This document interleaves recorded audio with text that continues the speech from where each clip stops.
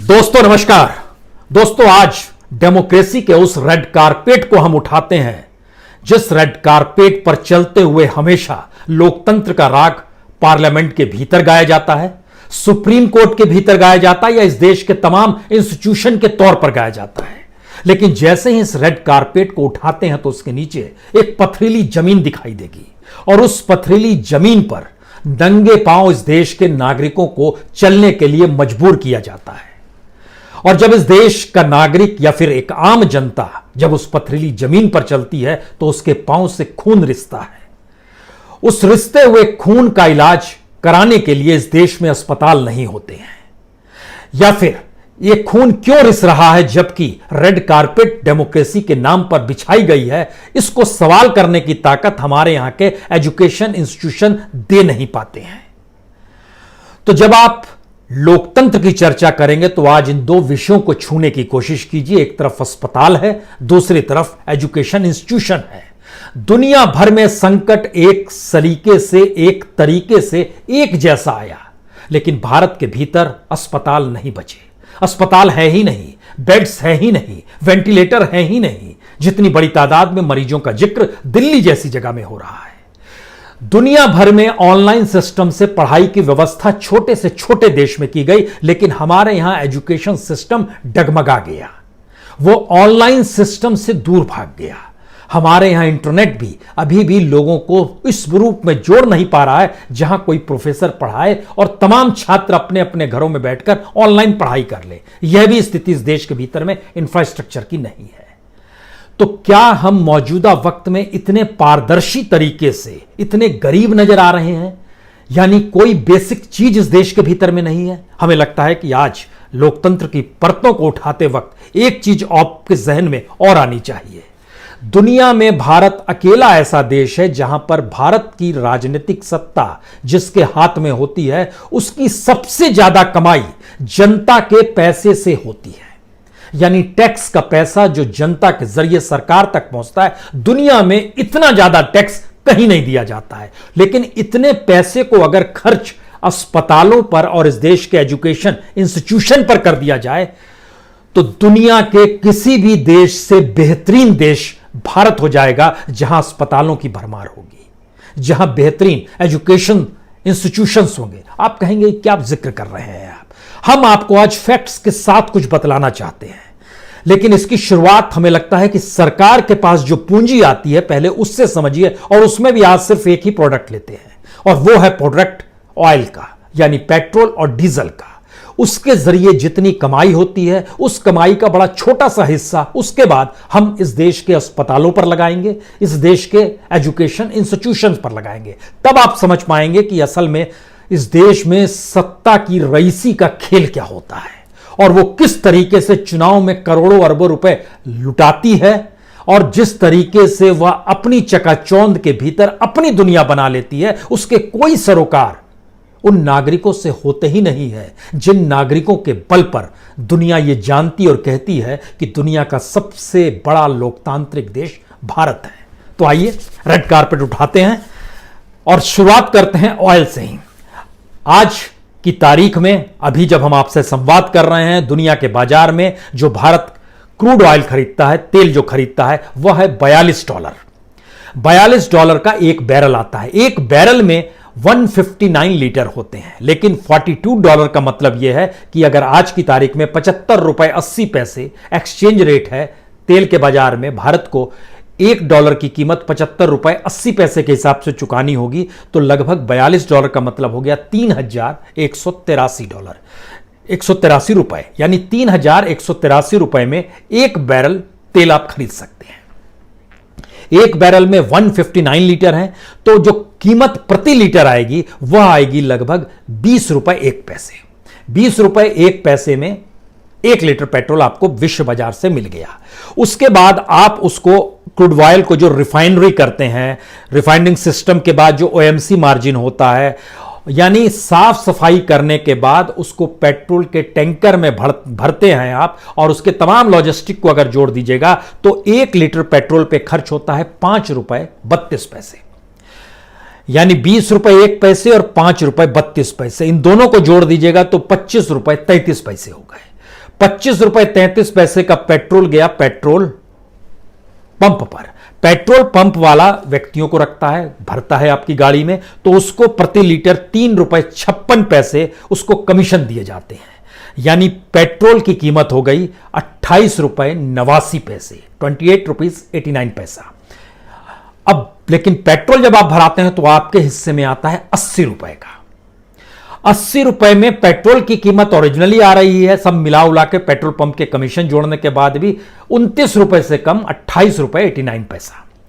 और उसके बाद जो कीमत अलग से आ रही है, जिसमें वैट लग रहा है, जिसमें एक्साइज लग रहा है, जिसमें रोड टैक्स लग रहा है, यह लगातार किस रूप में बढ़ते चला जाता है और स्थिति आ जाती है कि ₹51.54 आपको देने पड़ते हैं इसी टैक्स के, जो सरकार के पास जाते हैं। यानी इतनी बड़ी तादाद में दुनिया के किसी भी देश में टैक्स पेट्रोल डीजल को लेकर नहीं वसूला जाता है। अब आप सोचिए कि हम जिस स्थिति में आपसे आज बात कर रहे हैं, इसमें 1-2 तारीख और आपको लिए चलते हैं। मान लीजिए जब ये साल शुरू हुआ, 2020 शुरू हुआ, तो 1 जनवरी को जो $67 विश्व बाजार में था और आज की तारीख में है $42। और इस दौर में सबसे कम आया था, जिसमें सरकार ने जो खरीदा है तेल, वो 6 मई को आया था, उस समय था $27। इन तीनों परिस्थितियों को नापते हुए जब आप मौजूदा वक्त में खड़े होंगे तो आपको यह जानकर हैरत होगी कि ₹51.54 आज आप टैक्स पेट्रोल में देते हैं, और दूसरी तरफ डीजल जब आप लेते हैं तो डीजल में सिर्फ ₹27.35 प्रति लीटर पहुंचता है, और उसमें भी जो आप लगभग ₹49.38 टैक्स दे देते हैं। यानी ₹100 का तेल खरीदते हैं, उसमें ₹30 तेल रहता है और ₹70 टैक्स में चला जाता है। लेकिन भारत सरकार यही नहीं रुकती है। भारत सरकार कोई कॉरपोरेट नहीं है जहां वो कमाने निकली है, वो कोई इंडस्ट्री भी नहीं है कि कोई प्रोडक्शन कर रही है। भारत सरकार का मतलब ये होता है कि वह इस देश के नागरिकों को सुविधा दे और सुविधा के अनुकूल इस मार्जिन के साथ जिंदगी जीने की व्यवस्था करे, जिसमें हर किसी को जीने का अधिकार मिल जाए। संविधान में यही तो दर्ज है। लेकिन सरकार ने क्या किया, टैक्स लेने की एक अलग स्थिति है, उसने एक और व्यवस्था 2017 में कर दी। उसने कहा कि लगभग 10% इथेनॉल जो है हम 1 लीटर पेट्रोल में मिलाएंगे। इथेनॉल का मतलब यह होता है, इसको हम लोग नेचुरल फ्यूल कहते हैं, इसमें शुगर और स्टार्च मिला हुआ रहता है। लेकिन इसकी भारत के मार्केट में कीमत आती है 1 लीटर इथेनॉल की ₹47.90। अब आप सोचिए कि उस ₹47.90 इथेनॉल है और पेट्रोल आप खरीद रहे हैं ₹80।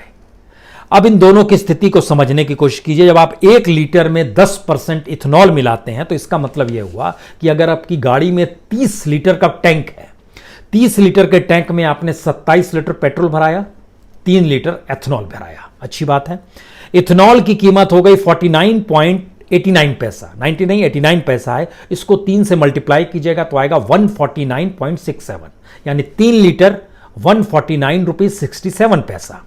और दूसरी तरफ 27 लीटर जो पेट्रोल आपके इसमें हिस्से में आ रहा है, उस 30 लीटर में से उसको जब 80 से मल्टीप्लाई कीजिएगा तो आएगा ₹2160। दोनों को मिला दीजिएगा तो आएगा ₹2309.67। लेकिन आप दे रहे हैं ₹2700, क्योंकि ₹80 के हिसाब से 30 लीटर लिया गया। यानी यहां भी सरकार ने अपने तौर पर ₹300.33 कमा लिए। सरकार अपनी कमाई के उपाय लगातार कर रही है, यह आप दिमाग में अपने जहन में बात रखिएगा। और उसके बाद समझिएगा कि जब इन बातों का हम जिक्र कर रहे हैं तो आपके जहन में आएगा क्या पहली की सरकारों ने ऐसा नहीं किया। पहली की सरकारों पर भी आते हैं, खासतौर से नवंबर 2014 आते हैं। तब तक मौजूदा मोदी गवर्नमेंट जब सत्ता में आ गई थी 2014 में, तब तक उसका ध्यान पेट्रोल डीजल पर नहीं गया था। पहली बार नवंबर में ही गया था। नवंबर 2014 में जो एक्साइज ड्यूटी थी पर लीटर, वह ₹9.20 थी पेट्रोल पर, और डीजल पर थी ₹3.46। दोनों स्थिति आपने देख ली। उसके बाद पहला झटका सरकार ने 2017 में दिया, जो ₹9.20 प्रति लीटर एक्साइज था उसको बढ़ा के कर दिया ₹21.48। यानी 2017 में कमाल हो गया, लगभग 2.5 गुने से ज्यादा। और डीजल में तो और कमाल हो गया, ₹3.46 जो एक्साइज टैक्स था वह 2017 में बढ़कर अगस्त 2017 में 15 अगस्त लाल किला प्राचीर जी ₹17.33 पर पहुंच गया। यानी डीजल और पेट्रोल की कीमत लगभग एक बराबर आने की शुरुआत 2017 में होती है। और मई जो लास्ट महीने का जब ये जानकारी आई, उसमें 6 मई को सरकार ने बढ़ाकर एक्साइज ड्यूटी कर दी 32 रुपए 98 पैसे। इसमें रोड सेस भी जोड़ दिया गया। सड़क पता नहीं बन रही है नहीं बन रही है, सड़क की जरूरत अभी है नहीं है, लेकिन उसका सेस सरकार ने लेना चाहा और 32 रुपए 98 पैसे एक्साइज ड्यूटी हो गया। तो 2014 में 9 रुपए था, यहां 32-33 रुपए हो गया। डीजल में 3 रुपए 46 पैसे था, वो बढ़कर 31 रुपए 83 पैसे हो गया। इसी तरीके से वैट भी बढ़ा है। वैट 20% था 2014 में, जो आज की तारीख में 30% हो गया। डीजल में 12.5% था, जो बढ़कर 30% हो गया। अब इसका असर क्या है और सरकार की कमाई क्या है और उस पैसे का क्या उपयोग हो सकता है, हम इस पर भी आए। उससे पहले एक चीज और जान लीजिए, इस देश के भीतर में डीजल इंडस्ट्री लगभग खत्म हो गई। डीजल गाड़ियां जो बनाती थी खत्म हो गई। 2013-14 में लगभग 50% डीजल गाड़ियां बिका करती थी। लेकिन आज की तारीख में जब हम आपसे बात कर रहे हैं, वो घटते घटते घटते घटते घटते 9% पे आ गई है। जो इसीलिए बिक रही है क्योंकि वो बनी हुई थी। क्योंकि पेट्रोल और डीजल की कीमत अगर एक सरीकी हो जाएगी तो क्या असर होगा। अब इसके पैरेलल में आइए कि डीजल का सबसे ज्यादा उपयोग इस देश के भीतर में एग्रीकल्चर से जुड़ा हुआ है। किसान भी करता है, ट्रक्स में भी होता है, ट्रैक्टर में भी होता है। और एक ऐसी इकोनॉमी है जहां पर एग्रीकल्चर इकोनॉमी पे सबसे ज्यादा मार डीजल की पड़ती है। लेकिन डीजल की कीमत बढ़ते बढ़ते ना सिर्फ पेट्रोल के पैरेलल में आकर खड़ी हो गई, बल्कि जितनी बड़ी तादाद में वो बढ़ी है वह इसलिए स्थिति है क्योंकि भारत के भीतर जो एमएसपी है, इसको भी जरा समझने की कोशिश कीजिए कि हमारे यहां पेट्रोल डीजल लगभग बीते 15 दिनों का जिक्र करें, 15-16 दिनों में लगातार पेट्रोल डीजल की कीमत बढ़ी है। 12% की कीमत बढ़ गई है। लेकिन साल भर में जो धान का एमएसपी है वो 2.9% बढ़ा है, ज्वार 2.7% बढ़ा है, मक्का 5% बढ़ा है, मूंग दाल 2% बढ़ी है, अरहर दाल 3.4% बढ़ी है, सोयाबीन 4.5% बढ़ा है। उसकी तुलना में पेट्रोल डीजल 12% बढ़ गया। इसके बाद एक और चीज लीजिए, आरबीआई खुद जानकारी दे रहा है, एसबीआई के डाटा निकल कर आ रहे हैं कि इस देश में प्रति व्यक्ति आय लगभग 5% कम हो गई। अब अगर प्रति व्यक्ति आय कम हो गई और उसकी जिंदगी जीने की जिन गाड़ी को चलाना है डीजल पेट्रोल के जरिए, उसकी कीमत में बीते 15 दिनों में 15% से ज्यादा का इजाफा, 12 से 15% इजाफा हो रहा है। और अगर 4 साल का जिक्र कर रहे हैं तो वह दुगने से ज्यादा का इजाफा टैक्स के जरिए हो रहा है। तो फिर जिंदगी पे कैसे असर पड़ेगा, पहली बात यह हुई। इसके बाद दूसरी स्थिति यह है कि सरकार का ध्यान क्या वाकई सिर्फ अपनी कमाई पर है। तो हमने ये जानना चाहा कि सरकार कितना कमा लेती है जब वो पेट्रोल डीजल की कीमत को बढ़ाती है, तो उसके हिस्से में कितना पैसा आता होगा। ये जानकारी अलग अलग तरीके से आई। और ऐसा भी नहीं है कि पहले सरकार नहीं कमाती थी, कमाती थी, लेकिन अभी की तुलना में बहुत कम। जैसे सेंट्रल गवर्नमेंट जब मनमोहन सिंह की सरकार थी, आखिरी वक्त में जब चल रही थी, वो 90 से 99 हजार करोड़ रुपए एक साल में कमाती थी, जो उसको एक्साइज के जरिए मिल जाता था। एक्साइज प्लस टैक्स ले लीजिए। लेकिन 2017 में यह बढ़कर 2,72,000 करोड़ हो गया। यानी 99,000 करोड़ से बढ़कर 2,72,000 करोड़ की कमाई एक्साइज और सेस के जरिए सेंट्रल गवर्नमेंट की होने लगी। और वेट तो अलग से है जो स्टेट गवर्नमेंट का है। और ये बढ़ते बढ़ते स्थिति ये आ गई कि जो एक दुनिया की जानी मानी कंपनी है केयर रेटिंग, उसके इकोनॉमिस्ट है मदन सबनवेस, उन्होंने जानकारी दी कि तकरीबन सरकार जो है हर साल 5.5 लाख करोड़ रेवेन्यू उसको सिर्फ तेल से होता है। 5.5 लाख करोड़। और उसमें सेंटर के हिस्से में आता है 3 लाख करोड़ और स्टेट्स के हिस्से में आता है 2.5 लाख करोड़। अब आप सोचिए कि अगर 3 लाख करोड़, हम यही मान लें कि ये 3 लाख करोड़ को सिर्फ 3-4 साल ही जोड़े, यानी 10।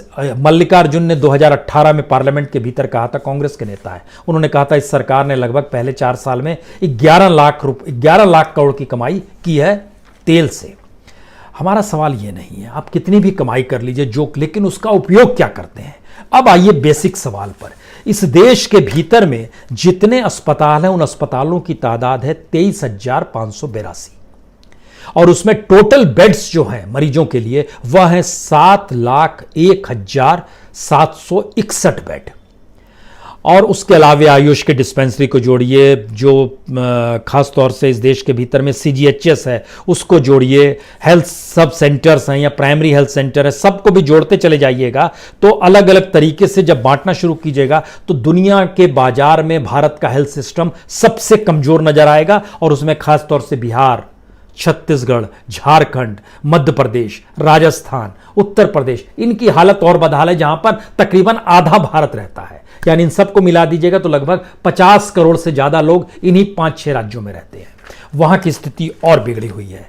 और इसके बाद अगला सवाल, एक दूसरी रिपोर्ट हमको देखने की मिली स्कूलों को लेकर। यह तो अस्पतालों का जिक्र हो गया, स्कूलों की स्थिति यह है। खुद जो संसदीय समिति है उसने जब रिपोर्ट सौंपी 2019 में, उसने जानकारी दी थी कि हमको स्कूलों के लिए लगभग 82,570 करोड़ रुपए बजट चाहिए। सरकार ने कहा नहीं, इतना नहीं देंगे, 59,000 करोड़ लगभग उसने दे दिया। लेकिन उस रिपोर्ट के भीतर का सच क्या है? उसने बताया 56% स्कूल में इलेक्ट्रिसिटी नहीं है, 57% स्कूलों में प्लेग्राउंड नहीं है, 40% स्कूलों में बाउंड्री वॉल नहीं है। दुनिया में भारत अकेला देश है जहां पर एक शिक्षक के पीछे लगभग एवरेज निकालते हैं 46 बच्चे पढ़ते हैं, लेकिन जब आप बिहार में जाते हैं तो वहां 78 बच्चे, झारखंड में 67 बच्चे, पश्चिम बंगाल में 59 बच्चे, उत्तर प्रदेश में 52 बच्चे, उड़ीसा में 50 बच्चे, महाराष्ट्र में 50 बच्चे। यानी हमारे पास ना एजुकेशन के लिए बड़ी तादाद में शिक्षक हैं और ना एजुकेशन देने के लिए इंस्टीट्यूशंस हैं। तब हमने सवाल निकाला कि इस देश में आप अगर बेहतरीन यूनिवर्सिटी, जो टॉप मोस्ट देश की यूनिवर्सिटीज है, हमें लगता है उसमें एक प्राइवेट यूनिवर्सिटी दिल्ली से सटे हुए सोनीपत को देखना होगा, वहां एक अशोका यूनिवर्सिटी है, और दूसरा हेल्थ सेंटर के लिए भारत को देखना होगा एम्स, जो दिल्ली का एम्स है, all India institute of medical science. तेल से जो 3 लाख करोड़ की कमाई भारत में सरकार एक साल करती है, आप सिर्फ हम कह रहे हैं बीते 4-5 साल भूल जाइए, सिर्फ एक साल का पैसा यानी 3 लाख करोड़ अगर सरकार इस देश में सिर्फ हेल्थ सेक्टर को दे दे और एजुकेशन सेक्टर को दे दे तो पता है क्या कल्याण हो सकता है। यह बड़ा चौंकाने वाला सच सामने आया, क्योंकि भारत के भीतर की जो स्थिति है उसमें इस देश में एक अस्पताल को खड़ा करने में, एम्स जैसे अस्पताल को जहां पर 1000 बेड होंगे, लगभग 1000 करोड़ रुपया एक एम्स को खड़ा करने पर खर्च होता है। यानी 1 लाख करोड़ में 100 एम्स इस देश में खड़े हो सकते हैं। 100 एम्स का मतलब हुआ कि इस देश के वो तमाम शहर जहां पर 10 लाख से ज्यादा की आबादी है। भारत के भीतर लगभग 388 शहर है जिसमें 1 लाख से ज्यादा की आबादी, और 100 शहर के लगभग ऐसे हैं जहां पर 10 लाख से ज्यादा की आबादी है। ऐसी जगहों पर अगर आपने एम्स खोल दिए और जिसके लिए सिर्फ आपको 1 लाख करोड़ रुपए खर्च करने, आप वो भी नहीं खर्च कर पाते हैं।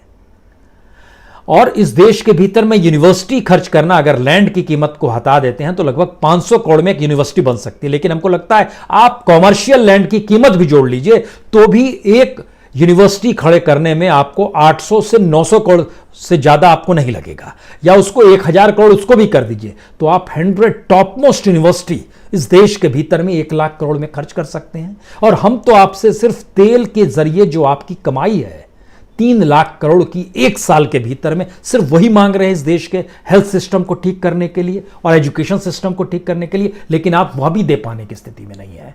तो यह पैसा कहां चला जाता है? और इतनी बड़ी तादाद में जब इस देश के भीतर में, आपको जानकर हैरत होगी, जो मौजूदा सरकार ने 6 एम्स का जिक्र किया उसके लिए जो पैसा दिया गया, जो पैसा ऐलान किया गया 2,928 करोड़ रुपए, वह भी पूरा नहीं दिया गया, इसलिए 6 एम्स भी नहीं पूरी तरह बन पाए। किसी में ओपीडी चालू नहीं हुआ है, किसी में दीवार खड़ी नहीं करी है, किसी में इक्विपमेंट्स अभी तक नहीं आया है। तो सिर्फ तेल की कमाई जो जनता दे रही है टैक्स, उस पैसे को भी आप कन्वर्ट कर पाने की स्थिति में नहीं है, क्योंकि एक प्रॉफिट बेस्ड इकोनॉमी आपने इस देश की सत्ता से जोड़ दी है। सत्ता को कमाई चाहिए, और कमाई का चेहरा आप जानना चाहते हैं क्या इतना हसीन है? उस कमाई का चेहरा ये है। पहली बात तो ये जान लीजिए कि उस कमाई का चेहरा मौजूदा वक्त में वायरस को लेकर है। सरकार ने अपने तौर पर जरूर कह दिया कि दिल्ली में अब जो निजी अस्पताल है वहां पर आइसोलेशन बेड जो होंगे 8 से 10 हजार रुपए में आपको मिल जाएगा। आईसीयू में आपको 13 से 15 हजार में भर्ती हो जाएंगे। आईसीयू विद वेंटिलेटर आप लगभग 15 से 18 हजार में। ऐसा नहीं है। हम आपको 2 रेट बताने वाले हैं। एक रेट है सबसे top most chain of hospitals जिसके है, और दूसरा रेट है दिल्ली जैसी जगह में सुपर स्पेशलिटी के साथ हॉस्पिटल्स जो खुले हुए हैं। हॉस्पिटल्स का नाम लेना ठीक नहीं है, सिर्फ दिल्ली बता दे रहे हैं, आप जरा समझने की कोशिश कीजिएगा। जो चेन ऑफ हॉस्पिटल्स जिनके देश भर में है, उनकी कीमत है जनरल वार्ड में आज भी 25,090 रुपए वह लेते हैं विद टैक्स। ट्विन शेयरिंग अगर एक रूम में 2 मरीज हैं तो 27,190 रुपए एक दिन का, ये बता रहे हैं आपको। जो आइसोलेशन प्राइवेट रूम अगर चाहिए तो आपको 30,490 रुपए देने होंगे। आईसीयू में अगर आपको भर्ती किया गया तो वहां वेंटिलेटर आपको उपलब्ध नहीं होगा, आपको 53,350 रुपए देने होंगे। और अगर वेंटिलेटर के साथ आईसीयू में आप भर्ती हो गए तो आपको 72,500 रुपए देने होंगे। और एंबुलेंस जो आपको घर ले जाने आएगी और घर वापस छोड़ने जाएगी, उसकी कीमत अलग से ली जाएगी। ब्लड की कीमत अलग से ली जाएगी। और जो सुपर स्पेशलिटी हॉस्पिटल है दिल्ली जैसी जगह में, वहां भी आज की तारीख में एक बेड लेने के लिए, जिसमें 3 बेड रहेंगे, वहां पर आपको 40,000 रुपए देने होंगे। सिंगल रूम चाहिए, सिंगल बेड चाहिए, आपको 50,000 रुपए देने होंगे। आईसीयू में भर्ती होना है, 75,000 रुपए देने होंगे। आईसीयू विद वेंटिलेटर चाहिए तो 1 लाख देने होंगे। अब आप सोचिए, जो हम आपसे 3 लाख करोड़ मांग रहे थे, उसका मकसद सिर्फ एक ही था, इस देश के भीतर में 100 एम्स खड़े हो जाएंगे 100 शहरों में। इस देश के भीतर में 100 शहरों में 100 टॉप मोस्ट यूनिवर्सिटीज बन जाएगी। इस देश के भीतर में वेंटिलेटर्स जिनको पीएम केयर्स के जरिए 4 लाख कीमत लगाई गई है, लेकिन आईआईटी रुड़की ने कहा है कि हम तो इसको मौजूदा वक्त में बहुत सस्ते में बना देंगे। और देश के भीतर प्रोडक्शन को लेकर कहा जा रहा है 1 से 1.5 लाख में हम एक वेंटिलेटर बनाने की स्थिति में है। इस देश के भीतर में लगभग आप 10 लाख वेंटिलेटर भी खरीद सकते हैं। हमें सिर्फ पैसा चाहिए, जो तेल का पैसा था जो जनता की जेब से आपने निकाला था, वह पैसा दे पाने की स्थिति में भी नहीं आ पा रहे हैं। और खास तौर से अब वह लोग जो विदेश जाना चाहते हैं, उनके लिए अमेरिका ने तो एक झटका दे दिया, लेकिन उस झटके के साथ झटका दिया, H1B वीजा बंद कर दिया है। आप कहेंगे क्या असर पड़ेगा? पिछले साल H1 वीजा के तहत 1,88,123 लोगों को दिया गया, जिसमें रिन्यूअल भी थे। उसमें इंडियंस की तादाद 1,31,000 थी जो जा रहे थे वहां पर, आईटी प्रोफेशनल्स। और जो L1 वीजा दिया जाता है, जिसमें इंटर्न होते हैं, ट्रेनी होते हैं, टीचर्स होते हैं, या फिर समर वर्क ट्रैवल कराने, प्रोग्राम कराने वाले, यानी स्पेशलाइज्ड लोग होते हैं, उनके लिए 76,988 वीजा जारी किया गया पिछले साल। उसमें भारतीयों की तादाद 18,354 थी। अब ये लोग भारत में ही रह जाएंगे। जब इन बातों का जिक्र करें तो आखिरी बात बताएं, लूटने की परिस्थितियां क्या होती है। जो वंदे मातरम एयर इंडिया चला रहा था, अमेरिका ने उस पर रोक लगा दी। क्यों रोक लगाई? अमेरिका का कहना है कि एयर इंडिया जो है, जो यात्रियों को अमेरिका से भी इंडिया ला रहा है, वहां टिकट में 50% ज्यादा ले रहा है। और इस दौर में कम से कम आप कमाई के जरिए जब एयर इंडिया चला रहे हैं तो यह स्थिति बर्दाश्त नहीं की पाएगी। यह यात्रियों के साथ धोखा है। और दूसरी तरफ अमेरिकन एयरलाइंस को इंडिया आने भी नहीं दिया जा रहा है। यानी इस क्राइसिस के दौर में भी किस रूप में कमाई हो रही है या कमाई की जाती है, ये एक अजीबोगरीब परिस्थितियां। वेट लगा देंगे, एक्साइज बढ़ा देंगे, सेस लगा देंगे, टिकट की कीमत ज्यादा कर देंगे। यानी जनता क्राइसिस में आती जा रही है। लोकतंत्र के रेड कारपेट को उठाकर नंगे पांव चलते हुए आपके पांव से खून रिस रहा है, वह खून और ज्यादा निकल जाए, इसकी तैयारी मौजूदा वक्त में सरकारें करती हैं। इससे ज्यादा विभत्स स्थिति क्या हो सकती है? बहुत बहुत शुक्रिया, बहुत बहुत शुक्रिया।